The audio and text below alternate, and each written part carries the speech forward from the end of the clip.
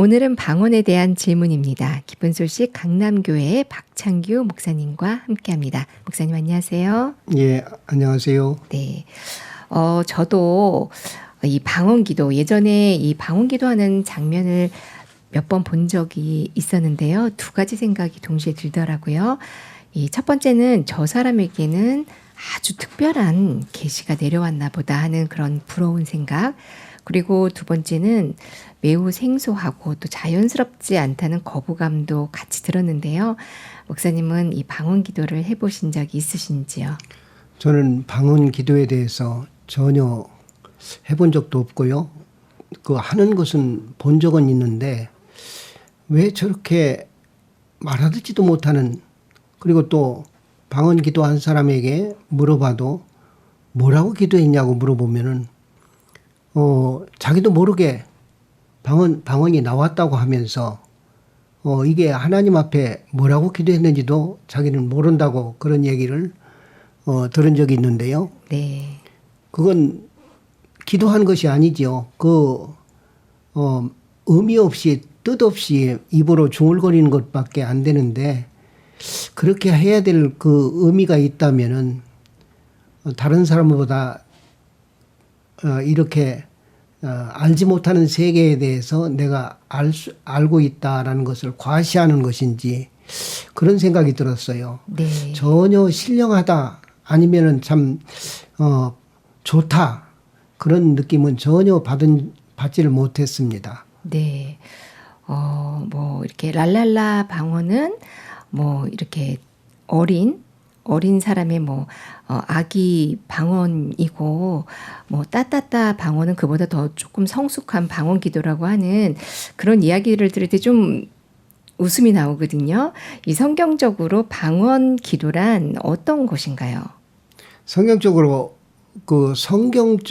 방언 기도를 하나님께서 말씀하신 적이 없는 것 같아요. 아, 그런가요? 다만 고린도 전서에서 사도 바울이 고린도 교회에 그런 해괴한 그런 알지 못하는 방언들이 있기 때문에 언급한 것을 읽어보기는 했지만, 그러나 오순절날 성령이 내려오고 난 이후에 사도들과 예수님을 믿던 사람들이, 그들이 대부분이 갈릴리 사람들이었는데, 네.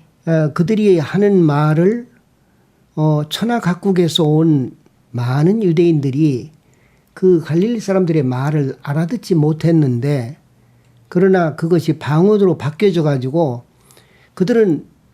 갈릴리 사람들은 분명히 예수 그리스도께서 십자가에서 돌아가시고 우리 죄를 다 해결해 놓으셨다, 그리고 우리를 의롭다고 하시기 위해서 부활하셨다, 그리고 승천하셨다라는 이 예수님의 복음을 얘기했는 줄 아는데, 이 복음이 그들 갈릴리 말로 했는데 그들이 천하 각국에서 온 사람들의 자기 지역 말로 이렇게 알아들었다라는 그런 회개하게 생각하는 그런 부분들이 사도행전 2장에서 볼 수 있어요. 네. 그리고 고린도 전서에서 보면은 방언으로 기도한다. 사실 마음에 죄가 있다면 하나님이 죄 있는 사람의 기도를 듣지 아니한다고 성경은 분명히 얘기하고 있는데, 네. 대부분이 방언을 하는 사람들을 보면은 거듭나지 아니한 사람이라는 것을 알 수 있었어요. 제가 만난 사람들도 방언 기도할 줄 안다는 사람들도 보면은 거듭나지 않았어요. 네. 마음에 죄가 있는데 하나님이 방언 기도를 한다고 해서 하나님이 들어주시겠습니까? 마음에 죄가 있다면 성경적으로 보면은 허물과 죄로 죽어 있다라고 성경은 말하고 있는데, 네. 죽어 있는 사람이 하나님 앞에 하나님과 무슨 대화를 할 수 있으며, 하나님이 방언 기도를 한다고 해서 하나님이 들어줄 리 만무하고, 네. 그리고 또 그것이 방언 기도를 해서 남들에게 내가 남들이 갖지 아니하는 이런 것을 가지고 있다라는 것을 이렇게 보여주는 어떤 그런 자기를 높이기 위한 자기를 인정받기 위한 하나의 수단이 그게 특별한 느낌을 받지 못했어요. 네. 그리고 또 사람들 마음속에 그 방언 기도로 함으로 인해서 남들보다 내가 다르기 때문에 이것을 내가 성경적으로 찾아보면은 성경에서 알아듣지 못하는 말보다도 알아듣지 못하는 방언의 1만 마디보다도 알아들을 수 있는 예언의 5마디, 한 마디라도 좋으니 알아들을 수 있도록. 그래서 이 방언은 어떻게 보면 우리 인간이 알아들을 수 없는 그런 세계의 말을 한다면은 그것은 대부분이 가짜일 수 있고 마귀적일 수 있고 사단이 미혹하게 하는 그런 일이 아닌가 하는 생각이 들고요. 네. 다른 차원에서 방언은 한 지역의 언어라고 볼 수 있죠. 다시 네. 말하면은 예수님 당시에 예수님은 방언한 적이 없습니다. 네. 그리고 또 방언에 대해서 언급한 적도 없고 방언에 대해서 물론 가르친 적도 없지요. 그런데 예수님께서 부활하시고 승천하시고 난 이후에 교회 이 복음이 전 세계로 전파되면서 각 나라에 흩어져 있던 유대인들이 그 지역의 그 나라 말이죠. 그 지역 말이죠. 네. 그 지역 말의 그 외국어지요. 실제 그 당시에 보통 표준어라고 할까 공용어라고 한다면 라틴어고 헬라어인데 네. 이런 말을 쓰지 아니하고 이런 말과 다른 어떤 지방 말을 쓸 때는 분명히 통역이 필요했었습니다. 네. 통역이 없는 그런 방언은 말 하나만 하지요. 알아들을 수 없는 말을 하는 것은 허공에다 공연물을 하는 거나 마찬가지 아니겠습니까? 네. 구약 성경에서도 보면은 지절거리고 속살거린다. 그 귀신의 신나라 까먹는 소리라고 말할 수밖에 없어요. 네. 제 성경적인 기준으로 보면은 네.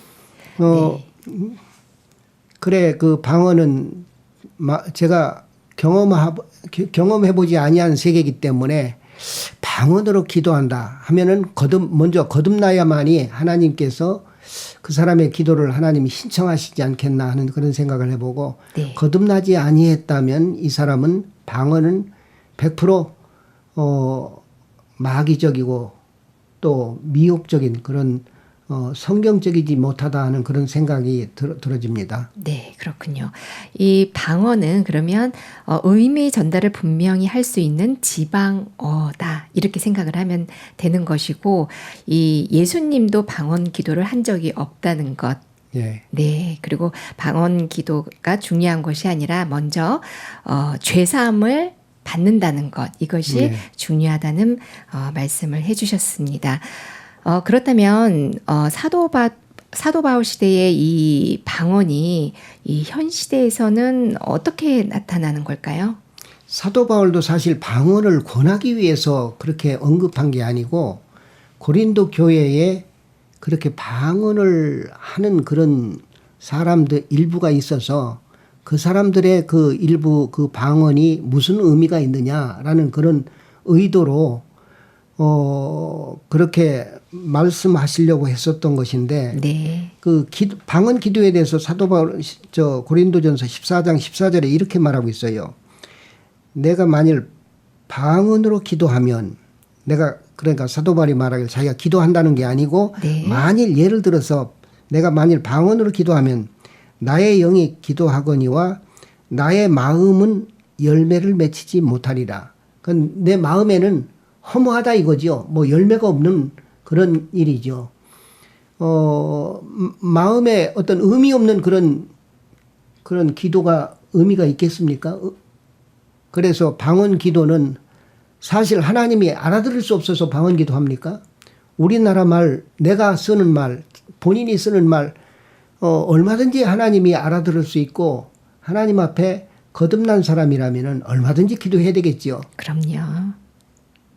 네. 특별하게 방언 기도해야 될 필요는 느끼지 못했다는 그런 생각을 해봅니다. 네. 이 교회를 다니시다가 구원을 받고 새롭게 이제 신앙생활을 시작하신 자매님께 이 좋은 한 말씀 부탁드립니다. 예. 거듭나셔서 구원받은 것을 축하하고요.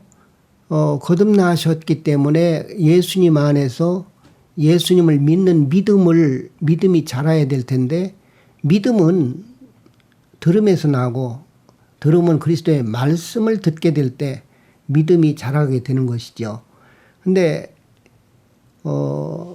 믿음이 점점 자랐다라는 것은 예수님을 점점 신뢰했다. 예수님을 믿을 수 있게 됐다. 예수님의 어떤 말이라도 나는 다 신뢰가 간다. 믿을 수 있겠다. 이런 마음에서 점점 예수님이 커지는 거지요. 그러니까 예수님을 의지한다는 그것이 믿음이 좋다라고 말할 수 있고 믿음이 자랐다라고 말할 수 있는데, 네.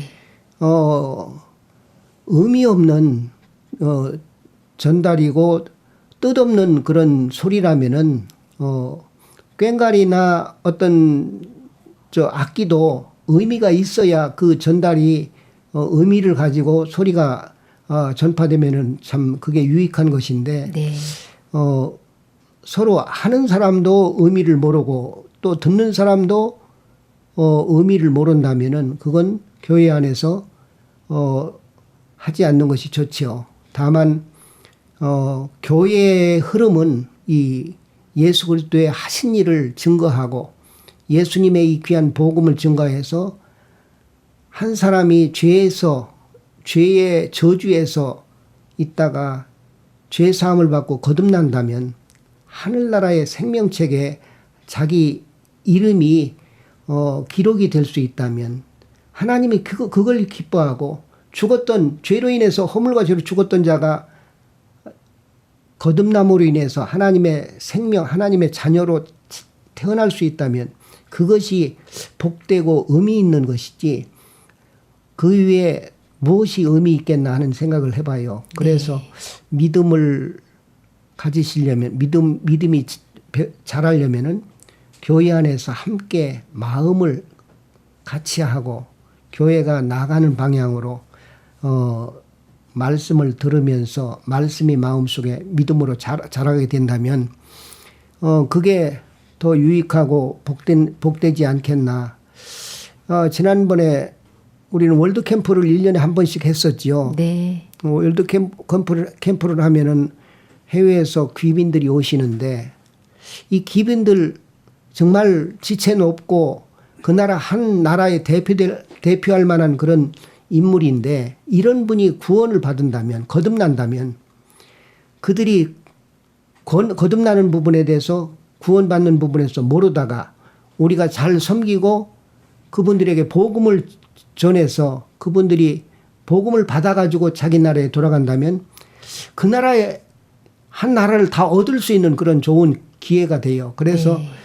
월드 캠프를 할 때는 목사님 이하 모든 성도 형제 자매님들이 그 귀빈들을 잘 섬기고 모시고 그래서 복음을 전하려고 하는 그런 모습이 굉장히 아름답게 제 마음에 느껴졌어요. 네. 그래서 홈스테이를 하면서 정말 그런 분들을 섬길 수 있다면 이게 복음의 이 귀한 그 발전을 위해서, 복음을 위해서 우리가 마음을 같이 하는 것이 아닌가.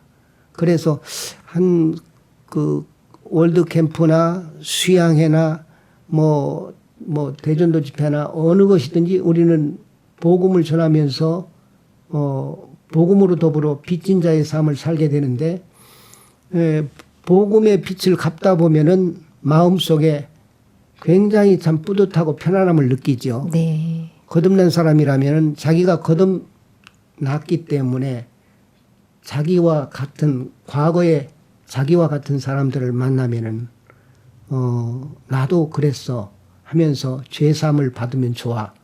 죄사함을 받고 거듭나면은 하나님의 자녀가 될 수 있어. 하나님을 아버지라 부를 수 있어. 이건 놀라운 축복이야 하면서 예수 그리스도의 하신 일, 예수님이 십자가에서 이루어놓으신 구속의 그 귀한 이 복음을 증거하는 삶을 교회와 함께 마음을 같이 해서 그렇게 살면은 정말 말할 수 없는 축복이고 은혜다 하는 그런 생각을 해봅니다. 네. 구원을 받으면 하나님의 딸이 되는 건데요.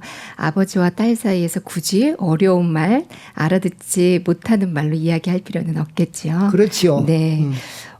이 CLF를 통해서 많은 목사님들이 구원을 받고요. 또 현지에 돌아가서 많은 분들에게 또 이 놀라운 복음의 소식을 전하는 것을 보았습니다. 그것이 참된 방언이 아닌가 싶습니다. 예. 오늘 방언에 대해서 명쾌하게 설명해 주신 기쁜 소식 강남교회 박창규 목사님 감사합니다. 예, 감사합니다.